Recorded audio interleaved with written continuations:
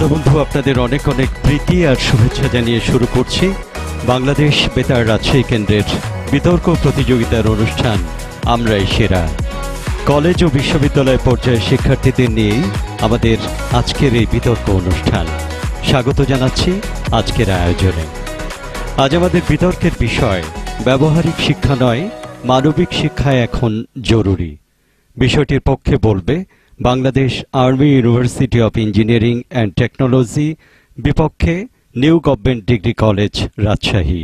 সনাতন পদ্ধতির এই বিতর্ক অনুষ্ঠানে বিচারক হিসেবে আজ আমাদের মাঝে উপস্থিত আছেন প্রফেসর ডক্টর মুর্শিদা ফেরদৌস বিনতে হাবিব। আমাদের মাঝে আছেন জনাব মোহাম্মদ আবু সাইদ, সম্মানিত যুগ্ম জেলা ও দায়রা জজ রাজশাহী, এবং বাংলাদেশ বেতার রাজশাহী কেন্দ্রের উপ আঞ্চলিক পরিচালক মোহাম্মদ মনিরুল হাসান, প্রযোজক মোহাম্মদ মাসুম পারভেজ, এবং আমরাই সেরা অনুষ্ঠানটির সঞ্চালনায় আমি আব্দুর রহমান মাসুম। প্রথমেই বিতর্ক প্রতিযোগিতার নিয়মকানুন সম্পর্কে বলছেন মডারেটর মোহাম্মদ মনিরুল হাসান। বিতার্কিক বৃন্দ এবং সুপ্রিয় দর্শক মণ্ডলী এবং দর্শক শ্রোতা, সবাইকে ধন্যবাদ জানাচ্ছি। আমাদের আজকের বিতর্কের বিষয় ব্যবহারিক শিক্ষা নয়, মানবিক শিক্ষাই জরুরি। তো আজকে এখানে বিপক্ষ দল এবং পক্ষ দল তোমরা যারা রয়েছে, বিতর্কের কিছু নিয়মকানুন রয়েছে, আমি সংক্ষেপে সেটা বলে দিচ্ছি। সেটা হচ্ছে প্রত্যেক বক্তা 3 মিনিট করে সময় পাবে। দ্বিতীয় মিনিটে প্রথম সতর্ক সংকেত এবং তৃতীয় মিনিটে চূড়ান্ত সতর্ক সংকেত দেওয়া হবে, এবং যুক্তিখণ্ডন পর্বে দলনেতা অতিরিক্ত 2 মিনিট সময় পাবে। 1.5 মিনিটে প্রথম সতর্ক সংকেত এবং 2 মিনিটে চূড়ান্ত সতর্ক সংকেত দেওয়া হবে। আশা করি তোমরা তোমাদের মেধা, দক্ষতা এবং যুক্তির সান্নিধ্য রূপ আজকে মাইক্রোফোনের সামনে তোমরা তোমাদেরকে প্রমাণ করার জন্য উপস্থাপন করবে, এবং আজকের বিতর্কের বিষয়টি খুব সুন্দরভাবে আমরা উপভোগ করব। অনেক ধন্যবাদ। শ্রোতা দর্শক, চলুন যাওয়া যাক বিতর্কের মূল পর্বে। ব্যবহারিক শিক্ষা নয়, মানবিক শিক্ষা এখন জরুরি। এই বিষয়ের পক্ষ দল Bangladesh army university of engineering and টেকনোলজির প্রথম বক্তা সাদমান আহমেদ। বীর মুক্তিযোদ্ধারা কোথায় আছো লুকিয়ে, কেন এত অভিমান? ক্ষমা করো মোদের, রাখতে পারিনি ধরে তোমাদের অবদান। হ্যাঁ মাননীয় মডারেটর, আমরা ধরে রাখতে পারিনি। আজ আমাদের বাংলাদেশের জনগণ মুক্তিযুদ্ধ নিয়ে বিভ্রান্ত। 30 লক্ষ শহীদের সংখ্যা নিয়ে সন্দিহান। সত্তা ও নৈতিকতা এখন হাসির খোরাক। আমাদের এসব কিছুর মূল কারণ কি জানেন মডারেটর? আজ আমাদের শিক্ষা ব্যবস্থা এমন এক প্রজন্মের শিক্ষা ব্যবস্থার ফসল, যে শিক্ষা ব্যবস্থার মূল ভিত্তি টাকা ও ক্ষমতার লোভ। ধন্যবাদ মাননীয় মডারেটর, বিজ্ঞ বিচারক মণ্ডলী। আজ আমাদের বিতর্কের বিষয় নির্বাচিত হয়েছে ব্যবহারিক শিক্ষা নয়, মানবিক শিক্ষাই এখন জরুরি। বাস্তবতার প্রেক্ষাপটে দাঁড়িয়ে আমি এবং আমার দল এর পক্ষে অবস্থান করছি। প্রথমেই বিতর্কের বিষয়ে যথার্থ আলোচনা ও সঠিক সিদ্ধান্ত গ্রহণের মাধ্যমে আমি কিছু প্রবঞ্চ সংজ্ঞায়ন করব।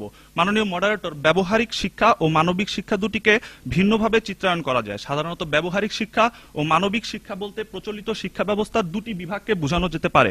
ব্যবহারিক শিক্ষা বলতে হাতে কলমে শিক্ষা, ও মানবিক শিক্ষা বলতে সাহিত্য, দর্শন, রাষ্ট্রচিন্তা, সমাজ ইত্যাদি বিষয়কে বোঝানো হবে। অথবা ব্যবহারিক ও মানবিক শব্দ দুটিকে আক্ষরিক অর্থে গ্রহণ করে এর ব্যাপক অর্থ গ্রহণ করা যেতে পারে।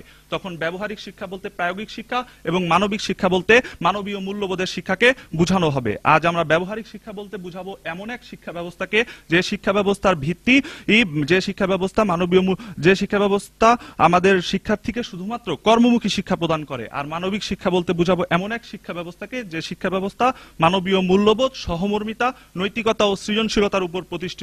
যে শিক্ষা ব্যবস্থা দেশের প্রতিটি শিক্ষার্থীকে সে যে মাধ্যমেরই হোক না কেন তাকে দেশের সঠিক ইতিহাসের শিক্ষা দিবে, মানবীয় ধর্মীয় মূল্যবোধ শিখাবে এবং সকল শ্রেণী পেশার মানুষের প্রতি সম্মান জানাতে শিখাবে।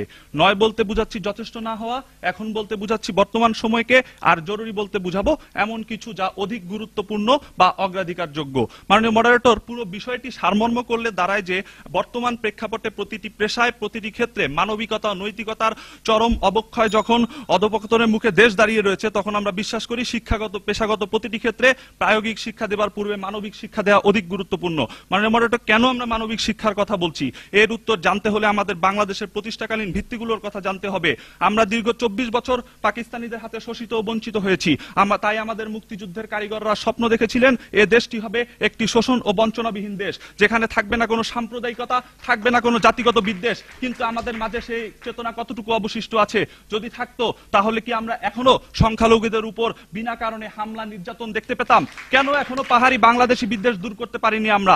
কারণ হলো যে চেতনা নিয়ে মুক্তিযোদ্ধারা এই দেশ স্বাধীন করেছিলেন, সেই চেতনায় পরবর্তী প্রজন্মকে শিক্ষা দিতে ব্যর্থ হয়েছি আমরা, ব্যর্থ হয়েছে আমাদের শিক্ষা ব্যবস্থা। তাই আমরা মানবিক শিক্ষার কথা বলছি, মানবিক মূল্যবোধের কথা বলছি। কারণ চেতনা কখনো আপনা আপনি সৃষ্টি হয় না, এটিকে জাগ্রত করতে হয়। মাননীয় মডারেটর, বর্তমান শিক্ষা ব্যবস্থা গড়ে উঠেছে ব্যবহারিক শিক্ষার মাধ্যমে এক মানুষরূপী কর্মযন্ত্র তৈরি করার প্রক্রিয়া হিসেবে, যেখানে নেই কোনো মনুষ্যত্ববোধ, নেই কোনো প্রতিবাদী মনোভাব।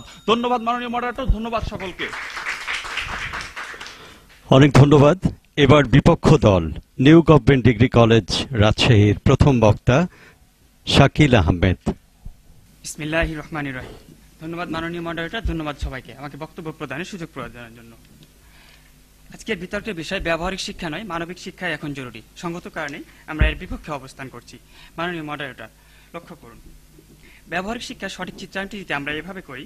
শিক্ষা ব্যক্তিত্ব দেলোয়ার হোসেন বলেন, আনুষ্ঠানিক শিক্ষা ব্যবস্থার অন্তর্ভুক্ত যে শিক্ষা কর্মসূচি শিক্ষার্থীর প্রাত্যহিক জীবনের সাথে সংশ্লিষ্ট ছোটখাটো কাজ সম্পাদনে সচেষ্ট হতে বিদ্যালয়ে, গৃহে, ক্ষেত খামারে, কলকারখানায় ইত্যাদিতে বিনা সংকোচে কায়িক শ্রমের মাধ্যমে উৎপাদনশীল কর্মকাণ্ডে অংশগ্রহণে অভিজ্ঞতা অর্জন করতে সহায়তা দিতে পারে। এছাড়াও তিনি আরও বলেন, শিক্ষার্থীর দেহ, মন ও বাস্তব কর্মের মধ্যে এ শিক্ষা সমন্বয় ঘটাতে পারে। এবার আসি মানবিক শিক্ষা। মানবিক শিক্ষা হলো সামাজিকভাবে পাওয়া, যা সামাজিকীকরণের প্রক্রিয়ায় পরিবার, সমাজ এবং রাষ্ট্রীয় বিভিন্ন চলাচল সংস্থার মাধ্যমে আমরা পেয়ে থাকি, যা প্রাতিষ্ঠানিক শিক্ষার অন্তর্গত না। সঙ্গত কারণে আমরা এর বিপক্ষে অবস্থান করছি, যার ফলে আমাদের দলীয় অবস্থান থাকবে। আমি এবং আমার পরবর্তী বক্তারা এর সুস্পষ্ট ব্যাখ্যা এবং যুক্তিতর্কের মাধ্যমে তা প্রমাণ করে যাব। এবার আসি ব্যবহারিক শিক্ষা কাদের জন্য এবং কিসের জন্য প্রয়োজন। আমরা যেহেতু প্রাতিষ্ঠানিক বিতর্ক করছি, সেহেতু যারা প্রাতিষ্ঠানিক শিক্ষার বাইরে আছে তাদের বিতর্কে আমরা আনবো না। আমরা বিতর্ক এগিয়ে নিয়ে যাবো যারা প্রাতিষ্ঠানিক শিক্ষার অন্তর্গত তাদেরকে নিয়ে। মাননীয় মডারেটর, লক্ষ্য করুন, এবার আসি কিসের জন্য প্রয়োজন। মাননীয় মডারেটর, আমরা আমাদের প্রাতিষ্ঠানিক শিক্ষাগুলোকে যেভাবে এগিয়ে নিতে চাই, সেই অনুযায়ী আমাদের এই শিক্ষা ব্যবস্থাটি তৈরি করতে হলে আমাদের প্রথমেই প্রয়োজন আমাদের মাননীয় প্রধানমন্ত্রী ঘোষিত স্মার্ট বাংলাদেশ রূপকল্পটি। এবং আমরা যদি 2041 সালের মধ্যে বাংলাদেশকে উচ্চ আয়ের দেশে পরিণত করতে চাই, তাহলে অবশ্যই আমাদের ব্যবহারিক শিক্ষাকে অতীব গুরুত্ব দিতে হবে। এবার আসি এশিয়ার অথবা অন্যান্য উন্নত দেশগুলোর সাথে আমাদের বাংলাদেশের অথবা অন্যান্য উন্নত রাষ্ট্রগুলোর সাথে আমাদের ব্যবহারিক শিক্ষা এবং কর্মশক্তির দিক দিয়ে আমরা কতটা পিছিয়ে তার তুলনামূলক পর্যালোচনায়। উন্নত দেশগুলোর দক্ষ জনশক্তির হার জাপানে যেখানে 66%, সিঙ্গাপুরে 65%, অস্ট্রেলিয়ায় 71%, দক্ষিণ কোরিয়ায় 50%, মালয়েশিয়ায় 46% হলেও বাংলাদেশে তা 37%। অন্যদিকে যা শিক্ষার হার, ব্যবহারিক শিক্ষার হার মাত্র 17%। তথ্যসূত্র সিআরবি 6 মার্চ 2022। মানবিক শিক্ষার আমরা যদি সীমাবদ্ধতাগুলো আলোচনা করি, তাহলে আমরা স্পষ্ট লক্ষ্য করতে পারবো আমাদের ব্যবহারিক শিক্ষাগুলো কেন জরুরি। মানবিক শিক্ষার ক্ষেত্রে আমরা যারা মানবিক শিক্ষায় সংশ্লিষ্ট হতে পারি, মানবিক শিক্ষাটি আমাদের পরিবার থেকে, সমাজ থেকে শিক্ষা নিয়ে আমরা যখন রাস্তায় যাই, তখন আমরা যখন আমাদের রাস্তায় হাঁটি তখনকার ভিক্ষুকরা এসে 5 টাকা চাই অথবা দিতে বলে, কিন্তু আমরা তা দিতে পারি না। আমরা ছাত্র, মানবিক শিক্ষা আমাদের এই জায়গায় কোনো কাজেই আসছে না। দ্বিতীয়ত, মানবিক শিক্ষায় যারা শিক্ষিত হতে পারবো, কিন্তু আমরা যারা ব্যবহারিক শিক্ষায় শিক্ষিত হতে পারবো না, তাদের ক্ষেত্রে কোনো লাভ নেই। প্রতি বছর আমাদের শ্রমবাজারে 27 লক্ষ ছাত্রছাত্রী প্রবেশ করে চাকরির ক্ষেত্রে, কিন্তু আমরা চাকরি দিতে পারি সর্বোচ্চ 7 লক্ষ মানুষকে। মাননীয় মডারেটর, লক্ষ্য করুন, আমরা এই 20 লক্ষ মানুষকে আর কোথায় চাকরি দিব, কোথায় কি করব? তখন সে আমাদের যুগে মাদকাসক্ত ঢুকে, হীনমন্যতা ঢুকে, আমরা সার্টিফিকেট পুরানোর মতো সংশ্লিষ্ট কাজগুলো। তাই মাননীয় মডারেটর, আমাদের বিষয়টি লক্ষ্য করার ক্ষেত্রে মানবিক শিক্ষা নয়, ব্যবহারিক শিক্ষায় আমরা এগিয়ে নিয়ে যাওয়ার চেষ্টা করব। ধন্যবাদ মাননীয় মডারেটর, ধন্যবাদ সবাইকে। অনেক ধন্যবাদ। এবার পক্ষের দ্বিতীয় বক্তা এম তৌনিদ আলম তৌকি। আমি বদলালে বদলে যাবে দেশ। বাংলাদেশ নামক যে স্বাধীন দেশটি আমরা পেয়েছি, তা অর্জনে 30 লাখ মানুষের জীবন উৎসর্গ করতে হয়েছে।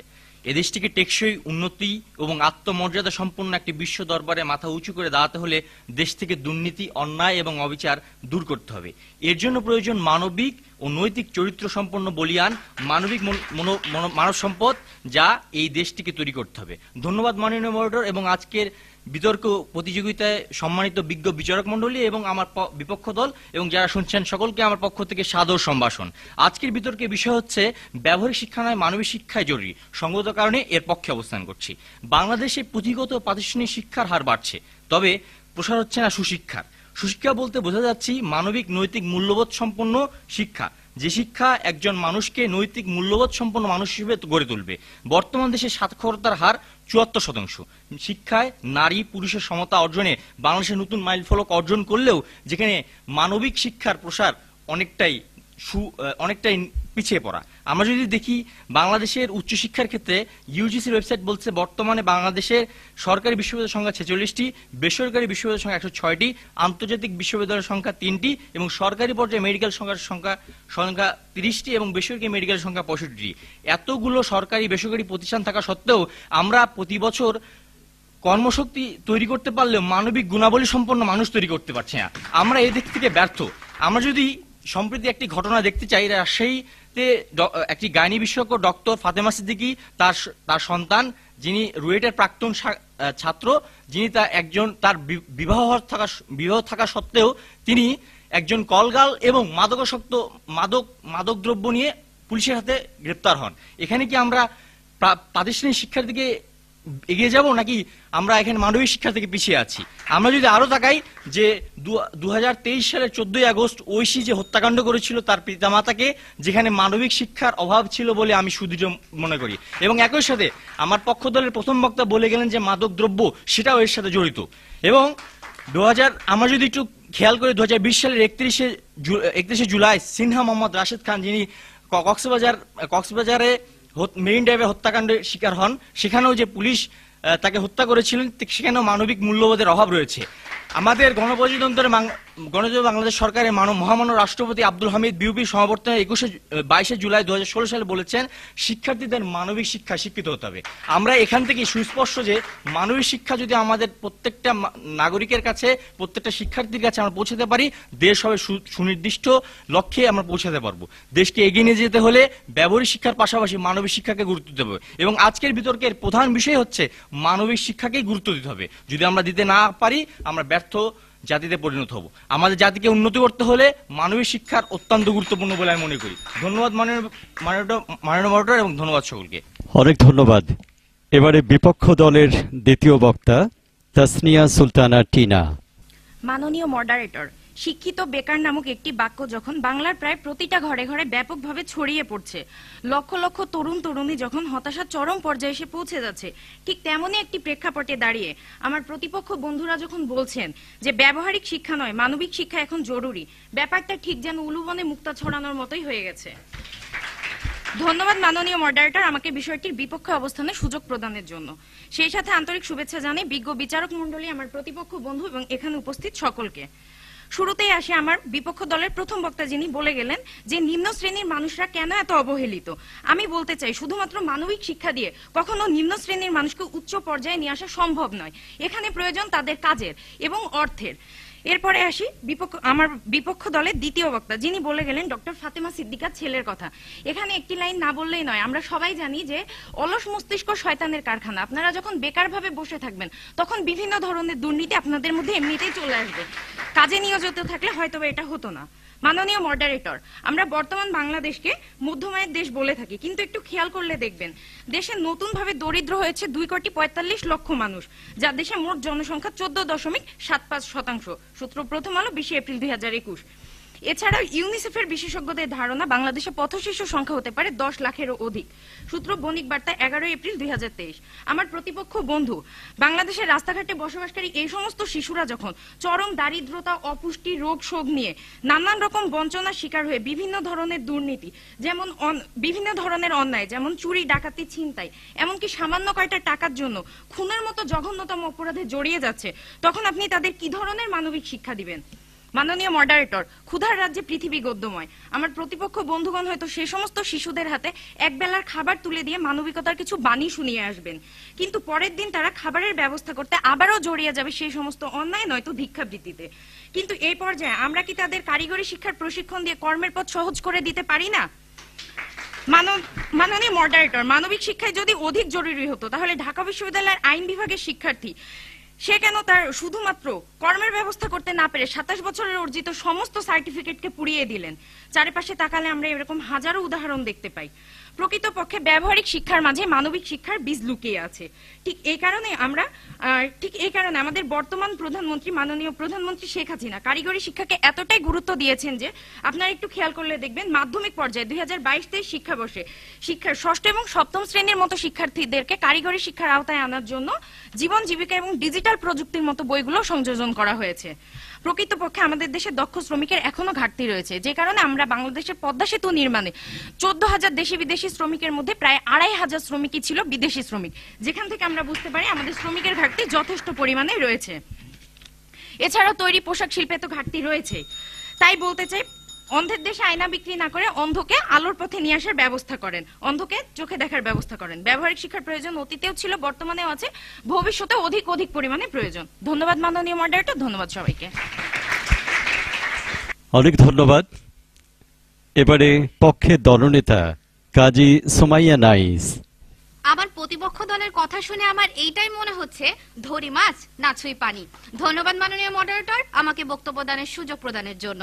গঠনমূলক পর্বের এই মুহূর্তে আমরা মানবিক শিক্ষা কতটা গুরুত্বপূর্ণ সেটাকে তুলে ধরেছি এবং যুক্তি খণ্ডন পর্বে আমরা সেটিকে প্রতিপক্ষের অসহায়ত্ব প্রমাণ করে সেটাকে আরো একবার সুপ্রতিষ্ঠিত করব। মাননীয় মডারেটর, কেন আমরা মানবিক শিক্ষাকে জরুরি বলছি? কারণ প্রতিপক্ষের ব্যবহারিক শিক্ষা নামক বর্ণহীন শিক্ষা আমাদের মূল লক্ষ্য থেকে দূরে সরিয়ে নিয়ে যাচ্ছে। মাননীয় মডারেটর, আমরা কেন মানবিক শিক্ষাকে জরুরি বলছি? কারণ আমাদের শিক্ষা ব্যবস্থার একটা বিশাল জায়গা জুড়ে মানবিক শিক্ষা আজ অনুপস্থিত। মানবিক শিক্ষাকে আমরা এই কারণেই জরুরি বলছি, কারণ আমাদের শিক্ষা ব্যবস্থায় যদি মানবিক শিক্ষা ছিটে ফোটাও থাকতো তাহলে রাষ্ট্রের বিভিন্ন স্থানে ক্ষমতার দুর্বৃত্তায়ন দেখতে হতো না নিরীহ মানুষের করুণ আর্তনাদ। রবীন্দ্রনাথ ঠাকুর বলেছেন, মনুষ্যত্বের শিক্ষাটাই চরম শিক্ষা, আর সমস্তই তার অধীন। আর এই মনুষ্যত্ব বিকাশের জন্য চাই আমাদের মানবিক শিক্ষা। প্রতিপক্ষ বন্ধুরা, আপনারা যারা মানবিক শিক্ষার গুরুত্ব বুঝতে পারছেন না তাদেরকেই বলছি, যে দেশের রাজনীতিবিদদের কাছে ক্ষমতাই সব আর সাধারণ মানুষ মূল্যহীন, সে দেশে মানবিক শিক্ষায় যে সবচেয়ে বড় বেশি জরুরি তা প্রতিপক্ষ বক্তব্যে তো সকলের কাছেই সুস্পষ্ট। মাননীয় মডারেটর, ব্যবহারিক শিক্ষা বর্তমানে সঠিক অবস্থানেই আছে, কারণ ব্যবহারিক শিক্ষার অগ্রগতি যদি না থাকতো তাহলে আমাদের অর্থনৈতিক চাকা সচল থাকতো না। এখন আমাদের বাস্তবতার প্রেক্ষাপটে দাঁড়িয়ে দেখতে হবে কোনটা বেশি জরুরি। আমাদের বিতর্কের জায়গাটাই সেটা। মানবিক শিক্ষা অর্জন এবং যথাযথ ব্যবহার এবং প্রয়োগই বর্তমান সময় সব থেকে বেশি জরুরি। মাননীয় মডারেটর, দেশের আইন রক্ষাকারী প্রতিনিধিরাই যখন আইন ভঙ্গকারী প্রতিনিধি হয়ে দাঁড়ায় তখন কোন ব্যবহারিক শিক্ষা দিয়ে আপনি সেটাকে প্রতিহত করবেন তা প্রতিপক্ষ বন্ধের কাছে আমার প্রশ্ন রইল। মাননীয় মডারেটর, আজ তরুণরা রাজনীতি বলতে বোঝে ক্ষমতা আর টাকার অফুরন্ত উৎসকে। এরাই তো দেশের ভবিষ্যৎকে নেতৃত্ব দেবে। যারা দেশের ইতিহাস নিয়ে ছিনিমিনি খেলে সেই তারাই দেশকে এগিয়ে নিয়ে যাচ্ছে, করুণ ঠেলে দিচ্ছে বিরোধীদের দিকে। তাহলে প্রতিপক্ষের কাছে আমার প্রশ্ন রইল, তাদের হাতে দেশ কতটুকু নিরাপদ? আশা করি উত্তর দিয়ে যাবেন। বর্তমান সময়ের প্রেক্ষাপটে 3টি প্রধান সমস্যা, মাদক, দুর্নীতি এবং ধর্ষণ। আপনি কোন ব্যবহারিক শিক্ষা দিয়ে তা প্রতিহত করবেন তার প্রশ্নের উত্তর দিয়ে যাবেন। প্রতিপক্ষ ব্যবহারিক শিক্ষার অনেক গুণগান করলেন। হায় রে ব্যবহারিক শিক্ষা! মানে মডারেটর, আমরা এমন শিক্ষা ব্যবস্থা চাই না যে শিক্ষা ব্যবস্থায় বুয়েট পাশ করার স্বামী তার স্ত্রীর চোখ উপড়ে নেয়, সেনাবাহিনীর মেজর তার স্ত্রীকে যৌতুকের কারণে নির্যাতন করে, সামান্য পোস্টের কারণে প্রাণ দিতে হয় ক্যাম্পাসের বড় ভাইদের হাতে বুয়েট ছাত্র আবরার ফাহাদকে, এবং রাজনৈতিক কারণে প্রাণ দিতে হয় ফারদিন নুট পরশকে। আমরা এমন শিক্ষা ব্যবস্থা চাই যেটা হবে, যা প্রতিটি শিক্ষার্থী দেশীয় সম্পদ এবং মানবীয় গুণের শিক্ষায় শিক্ষিত হবে, রাজনীতি সচেতন হবে এবং ধর্মভীরু হবে। আর মানবিক শিক্ষায় একমাত্র সেই বিষয়টিকে সুনিশ্চিত করতে পারে। মানবিক শিক্ষায় যদি আমরা আমাদের শিক্ষা ব্যবস্থাকে সুপ্রতিষ্ঠিত করতে পারি তাহলে অবশ্যই আমরা আমাদের দেশকে এগিয়ে নিয়ে যেতে পারবো। বঙ্গবন্ধু স্বাধীনতার স্বপ্নকে আমরা বাস্তবায়নে রূপ করতে পারবো এবং 2041 সালে যে স্বপ্ন আমরা দেখেছি তার সার্বিক দিক থেকে আমরা সুনিশ্চিত করতে পারবো। তাই ধন্যবাদ মাননীয় মডারেটর, ধন্যবাদ সবাইকে। অনেক ধন্যবাদ। বিপক্ষের দলনেতা আশরাফিয়া মেম। কর্মহীনতা, আর্তনাদ, চিৎকার, হাহাকার, অভাব, কি বিদীর্ণ ছুটে চলা দিক বিদিক, উত্তর থেকে দক্ষিণ, পূর্ব থেকে পশ্চিম। যখন ক্ষুধার হাহাকারে জর্জরিত ছোট্ট শিশু, যখন কাজের অভাবে গোটা একটা যুব সমাজ হতাশ, বিষণ্ণ, যখন আমার বৃদ্ধ পিতা ভিক্ষার থালা হাতে রাস্তার মোড়ে দাঁড়িয়ে, আমার মা এ বাসা থেকে ও বাসা ঘুরছে দুমুঠো বাসি ভাতের আশায়, যখন আমার চোখে ভাসে সংসারের অভাব, জীবনের দায়বদ্ধতা, তখন আমার শিক্ষায় যেন আমার আজন্ম অভিশাপ। মাননীয় মডারেটর, বিতর্ক চলছে। আজকের বিতর্কের বিষয় ব্যবহারিক শিক্ষা নয়, মানবিক শিক্ষাই এখন জরুরি। বিষয়টির বিপক্ষে আমি অবস্থান করছি। ধন্যবাদ মাননীয় মডারেটর, ধন্যবাদ বিজ্ঞ বিচারক মণ্ডলী, উপস্থিত বিতার্কিক বৃন্দ এবং সবাইকে। পুরো দিনের দিনমজুরি শেষে সন্তান ভাতের যোগান দিতে যখন হিমশিম, সুচিকিৎসা পিতামাতার কাছে তখন বিলাসিতা। পুরো 30 বছর বয়স পড়াশোনা শেষে যখন কর্মহীন শিক্ষার্থী তাদের স্বপ্ন বেচে মাত্র 17 টাকা দরে পুরনো বইয়ের দোকানে। যখন বেকারত্বের গ্লানি সহ্য করতে না পেরে মাস্টার্স পাশ করা একজন ছাত্র, যার বাবা রিক্সা চালক, সে পুড়িয়ে ফেলে তার সমস্ত সার্টিফিকেট। যে দেশে মানুষ আর কুকুর একসাথে ডাস্টবিনে বসে খাবার টুকে খায়, যে দেশে শীতকালে প্ল্যাটফর্মে মা তার গায়ে শাড়ির আঁচল না দিয়ে পলিথিন জড়িয়ে দেয় তার সন্তানের গায়ে, ওই সমাজে আর যাই হোক দরকার ব্যবহারিক শিক্ষার, কর্মসংস্থানের, কর্মদক্ষতার, দরকার টাকার, অর্থের, রোজগারের, মাথার ওপরের ছাদের, খাদ্যের নয়, মানবিক শিক্ষার। এই সময়ে ঠিক যখন আমার পেটে ক্ষুধা, আমার মাথার ওপরে ছাদ নেই, যখন আমার পরনে বস্ত্র নেই, ঠিক ওই জায়গাতে দাঁড়িয়ে আপনাদের মানবিক শিক্ষার গুণাগুণ যেন আমাকে বলছে আমার কাঁধের ভারী বোঝার ওপরে শাকের আটি তুলে দেওয়া হয়েছে। একটি সঠিক কাজ পেলে হয়তো বা একজন রিক্সা চালকের সন্তানকে ফ্যানের সাথে ঝুলতে দেখে বেঁচেও মরতে হবে না মাননীয় মডারেটর। একজন দুশ্চিন্তায় দায়বদ্ধ বেকারকে হাইড্রোজেন সায়ানাইড খেয়ে হয়তোবা তার জীবনকে বলিদান দিতে হবে না। একজন হতদরিদ্রের রক্ত ঘাম করা সন্তানকে হয়তোবা তার কবর মারিয়ে তার পিতা যেতে বাধ্য হবে না। এই ঠিক এই সময় দাঁড়িয়ে পিতার কাঁধকে হালকা না করতে পারি, অন্তত বাংলাদেশের আর লাখো কোটি যুবককে তাদের কর্মসংস্থান তো দিতে পারি, তাদের জন্য করে দিতে পারি ব্যবহারিক শিক্ষার এক সুষম সমাবেশ, যেন তারা কাজ পায়, তারা চাকরি পায়। হাতের পিঠে চিমটি কাটার বদ অভ্যাসের মতনই আপনাদের যুক্তিগুলো হাস্যকর। পিঠ ঠেকে গেছে ঠিকই, কিন্তু চৈতন্যধর হবার নামও আপনাদের নেই। এই ক্ষোভেই তো রফিক আজাদ বলেছিলেন, ভাত দে হারামজাদা, নইলে তোর মানচিত্র খাবো। যে জীবনে 5 কেজি চালের জন্য আমার 65 বছর বয়সী বৃদ্ধ বাবাকে টিসিবির লাইনে 6 ঘন্টা দাঁড়িয়ে থাকতে হয়, ওই দেশে মানবিক শিক্ষা যে আমার জন্য কতটা বিষাক্ত এটা হয়তো তা আপনারা সবাই জানেন। আপনার নিজের পেটে ভাত নেই, মাথার উপরে ছাদ নেই, অন্যকে দেখে এক প্যাকেট খাবার দেবার কথা আপনার মনে আসতে পারে। সেই সামর্থ্য অর্জন করার জন্য আপনার দরকার কাজ, আপনার দরকার ব্যবহারিক শিক্ষার, আপনার দরকার কর্মসংস্থানের। তাই শুধু মানবিক শিক্ষার বলিতে নয়, কাজ দিন, অর্থ দিন, মানুষকে খাবার দিন, মানুষকে বসবাসের সুন্দরভাবে জীবনযাপনের সুযোগ দিন। এর জন্য দরকার ব্যবহারিক শিক্ষার, মানবিক শিক্ষার থেকেও অধিকতর বেশি। ধন্যবাদ মাননীয় মডারেটর, ধন্যবাদ সবাইকে। অনেক ধন্যবাদ। দুটি দলের প্রত্যেকের বক্তব্য শেষে এখন দুই দলনেতার যুক্তি খণ্ডনের পালা। প্রথমে আসবেন পক্ষের দলনেতা কাজী সুমাইয়া নাইস। ধন্যবাদ মাননীয় মডারেটর, আমাকে আরো একবার সুযোগ প্রদানের জন্য। মানুষের বোঝার চেয়ে না বোঝার ক্ষমতা বেশি, আর না বোঝার চেয়ে ভুল বোঝার ক্ষমতা আরো বেশি।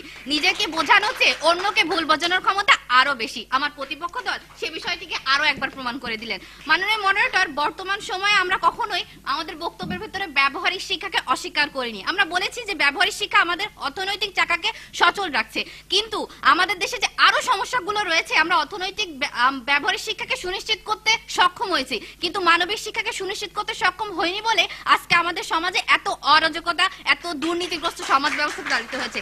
মাননীয় মডারেটর, এজন্যই বর্তমান সময়ে মানবিক শিক্ষাকে এতটাই গুরুত্ব হয়ে উঠছে যা আমরা কি চায়ের পাতির সাথে তুলনা করতে পারি, এবং ব্যবহারিক শিক্ষাকে তুলনা করতে পারি দুধের সাথে। দুধ ছাড়াও চা তৈরি হয়, কিন্তু চায়ের পাতি ছাড়া চা কখনোই তৈরি হয় না।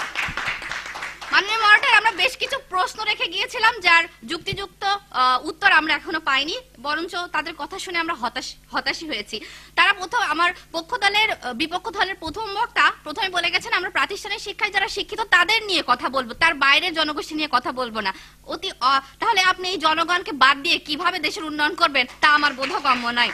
এত কিছুর পরেও যদি প্রতিপক্ষের এটা বুঝতে না পারে যে মানবিক শিক্ষা কতটা জরুরি, তাহলে তো আমাকে আফসোসের সাথে এটাই বলতে হয়, অবুঝ রে বুঝাইব কত, বুঝ নাহি মানে, ঢেকিরে বুঝাইব কত, নিত্য ধান ভানে। মানে মডারেটর, তারা নিম্ন শ্রেণী মানুষের, তারা এক যুবকের সার্টিফিকেট পুড়িয়ে দেওয়ার কথা বলে, কতটা মানবিক মূল্যবোধ না থাকলে সেই ধরনের সার্টিফিকেট পড়ানোর কাজ করতে পারে, মানবিক মূল্যবোধ থাকলে সেই কাজটা করতে পারতো না। দ্বিতীয়ত, তারা বেকারত্বের কথা বলা, আমরা তো ব্যবহারিক শিক্ষা, কারিগরি শিক্ষা দিয়ে বেকারত্ব দূর করার চেষ্টা করছি, সরকার এই বিষয়ে যথেষ্ট সচেতন, কিন্তু মানবিক শিক্ষার ভিত্তিপ্রস্তর আমাদের শিক্ষা ব্যবস্থায় কতটা আছে সে বিষয়ে তারা সুনির্দিষ্ট কোনো দিক নির্দেশনা আমাদেরকে দিয়ে যাননি, তারা এই বিষয়েও ব্যর্থ। অতএব আমি বলতে চাই, এবং এটাও বলা হচ্ছে যে বর্তমান সময়ে আমাদের সাবেক রাষ্ট্রপতি বারবার করে এই বিষয়টি গুরুত্ব, অতএব বলা যায় যে ব্যবহারিক শিক্ষায় বর্তমান প্রেক্ষাপট বেশি জরুরি। ধন্যবাদ মাননীয় মডারেটর, ধন্যবাদ সবাইকে। অনেক ধন্যবাদ। এবার বিপক্ষ দলের দলনেতা আশরাফিয়া মেম। ধন্যবাদ মাননীয় মডারেটর আমাকে আরেকবার সুযোগ দেওয়ার জন্য।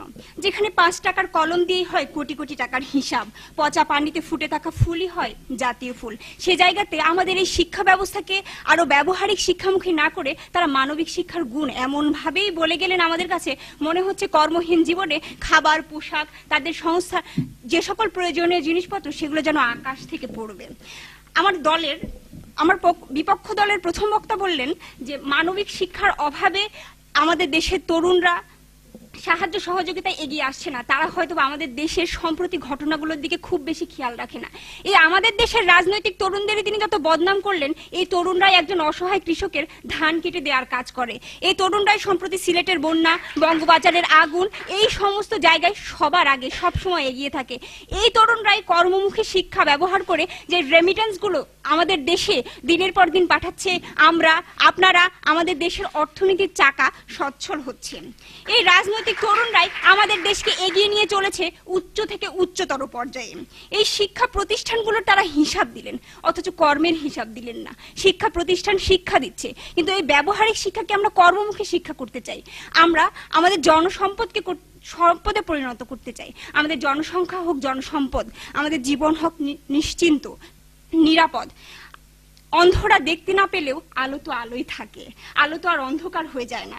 এত বোঝানোর পরেও যদি আপনারা আপনাদের যুক্তিতে টিকে আপনাদের জীবনের কর্মময় জীবনকে অবিচল আর আবেগের গোষে আটকিয়ে রাখতে চান, তাহলে কেবল আপনাদের জীবন শূন্য, নিশ্চিহ্ন। আবেগ দিয়ে জীবন চলে না। জীবনের জন্য দরকার খাবার, রুজি, রোজগার, যা একমাত্র ব্যবহারিক শিক্ষাই আমাদেরকে দিতে পারবে। একজন বেকার যখন কর্মসংস্থান বা কর্মদক্ষতার দৌড়ে বেশ খানিকটা পিছিয়ে, তারা বিদেশ পাড়ি জমায় খানিকটা সচ্ছলতার গন্ধ নেওয়ার জন্য। তারা প্রশিক্ষণ নিচ্ছে, কাজ করছে, রেমিটেন্স পাঠাচ্ছে, আমরা উন্নত হচ্ছি, আপনারা উন্নত হচ্ছে, দেশ এগিয়ে যাচ্ছে। ধন্যবাদ মাননীয় মডারেটর, ধন্যবাদ সবাইকে। একটু পরেই ফলাফল প্রস্তুত হবার এই সময়টুকুতে আমরা শুনব সম্মানিত 3 বিচারকের সংক্ষিপ্ত অভিমত। প্রথমেই অনুরোধ করব জনাব মোহাম্মদ আবু সাইদকে তার 2টি কথা বলার জন্য। স্ক্রিপ্টের দিকে একটু বেশি তাকানো হয়ে যাচ্ছিল, এটা অনেকের ক্ষেত্রে আমরা খেয়াল করেছি। একটু স্ক্রিপ্টের দিকে একটু কম তাকাতে হবে, আগে থেকে প্র্যাকটিস করে আপনার যতটুকু চেষ্টা করতে হবে স্ক্রিপ্টের দিকে যেন আমাদের মানে একটু কম দৃষ্টি যায়। কিন্তু দ্বিতীয় বক্তা হিসেবে বারবার বিতর্কের বিষয় উল্লেখ করা দরকার নেই। আমাদের সবসময় মনে রাখতে হবে যে আমরা বিতর্কের বিষয় তো আমরা জানি, তো বারবার বিতর্কের বিষয়টা উল্লেখ করা দরকার নেই, কারণ আমাদের সময়টা কিন্তু খুব কম। এবার আমাদের আরেকজন সম্মানিত বিচারক প্রফেসর ডক্টর মুর্শিদা ফেরদৌস বিনতে হাবিব। যেমন আপনাদের প্রস্তাবনাটার ক্ষেত্রে একটা শব্দ আছে যে এখন, মানে কেন এখন, আগে কেন ভালো ছিল বা কি কারণে এখন মানবিক শিক্ষার আবার প্রয়োজনীয়তা পড়লো, এই জিনিসগুলো আপনাদের আলোচনার মধ্যে একটু আসতো, মানে একটু ফিলসফিক্যাল পার্সপেক্টিভ আসার প্রয়োজন ছিল। যেমন আমরা যে গ্রিক দর্শনের কথা জানি, অ্যারিস্টটল, প্লেটো, তাদের আমলের যে মানবিক শিক্ষাটা কেমন ছিল, ইতিহাসের দিক থেকে বলেন, শিল্প বিপ্লব, রেনেসা বিপ্লব, বা এখন এই যে 4IR নিয়ে যে আমরা এত কথা বলছি, এটা কিভাবে আসলো বা এটারই তাহলে কি প্রয়োজনীয়তা কোথায় থাকলো। এবার বলছেন আমাদের বিতর্ক অনুষ্ঠানের মডারেটর মোহাম্মদ মনিরুল হাসান। সবাইকে ধন্যবাদ। খুব সুন্দর বিতর্ক উপভোগ করছিলাম এতক্ষণ। বিতর্কের যে একটি পরিবেশ, আবহ, সেটি তৈরি হতে হতেও আমার কাছে মনে হচ্ছে কিছুটা ছুটে গিয়েছে। কারণ আমি যদি সরাসরি বলতে যাই, পক্ষ দল এবং বিপক্ষ দল, পক্ষ দলের যে বডি ল্যাঙ্গুয়েজ একটু আগে আপা বললেন, বিপক্ষ দলের বডি ল্যাঙ্গুয়েজটা কিন্তু ওইরকম বিতার্কিক সুলভ ছিল না। অর্থাৎ ডায়াসে দাঁড়ালে একজন বিতার্কিক যখন ডায়াসে দাঁড়াবে, তার কিন্তু মুভমেন্ট, তার অ্যাপিয়ারেন্সটা কিন্তু চেঞ্জ হয়ে যাবে। সে যখন ধন্যবাদ মাননীয় সভাপতি কিংবা ধন্যবাদ মাননীয় মডারেটর এইটা দিয়ে যখনই শুরু করবে, তখনও কিন্তু আবহটা চেঞ্জ হয়ে যাবে। এটা হচ্ছে পক্ষ দলের বক্তারা যখন মাইক্রোফোন হাতে নিয়েছে, মাইক্রোফোন হাতে নেওয়ার সাথে সাথেই বুঝে গিয়েছে যে না, এখানে একটা ফাইটিং একটা পরিবেশ তৈরি হবে। বাট বিপক্ষ দল, তোমাদের যুক্তি, উপস্থাপনা সব কিছুই ঠিক ছিল, ভয়েসটা লাউডার ছিল না, বাট ওই যে পরিবেশ, বডি ল্যাঙ্গুয়েজ, ওইটা কিন্তু ওইরকম স্ট্রং ছিল না। তো আমি ইন্ডিভিজুয়াল কথা বলার আগে আমাদের হিসাবটা চলছে। তো আমি বলতে চাচ্ছি যে আমাদের ঢাকা ইউনিভার্সিটির ইংলিশ ডিপার্টমেন্টের আমাদের প্রফেসর সৈয়দ মজরুল ইসলাম স্যার কিন্তু একটা কথা বলেছিলেন যে যেদিকে তাকায় কোনো কবি নাই, দার্শনিক নাই, কোনো কি বলা যায় বুদ্ধিজীবী নাই, যেদিকে তাকাই শুধু প্রশাসক আর প্রশাসক। তো মানবিক শিক্ষা, ব্যবহারিক শিক্ষার সাথে সাথে মানবিক শিক্ষাটা অত্যন্ত জরুরি। এইটা হচ্ছে সৈয়দ মজরুল ইসলাম স্যারের এই বক্তব্যটা তোমরা যারা পক্ষে আছো তোমরা কিন্তু বলতে পারতা। এটা কিন্তু এখন নেট দুনিয়ায় খুব ভেসে বেড়াচ্ছে, খুবই ভাইরাল একটা কমেন্টস, এবং এটা বোদ্ধা মহল থেকে শুরু করে সর্বস্তরেই কিন্তু এই কমেন্টসটা গৃহীত হয়েছে। সাথে সাথে বিপক্ষ দল তোমরা যারা রয়েছো, তোমরা কিন্তু চায়নার একটা খুব সুন্দর একটা উদাহরণ ছিল চীনে যখন মাও সেতুংয়ের পরবর্তী সময় যে রেভলিউশনটা হলো, যে বিপ্লবটা হলো, তো তখন ওই সরকার এসে কিন্তু চায়নার যে সাধারণ যে শিক্ষা ব্যবস্থা, ভার্সিটিগুলিকে বন্ধ করে দেওয়া হলো, একদম পুরো দেশব্যাপী বন্ধ করে দেওয়া, তোমরাও জানো, বন্ধ করে দেওয়া হলো।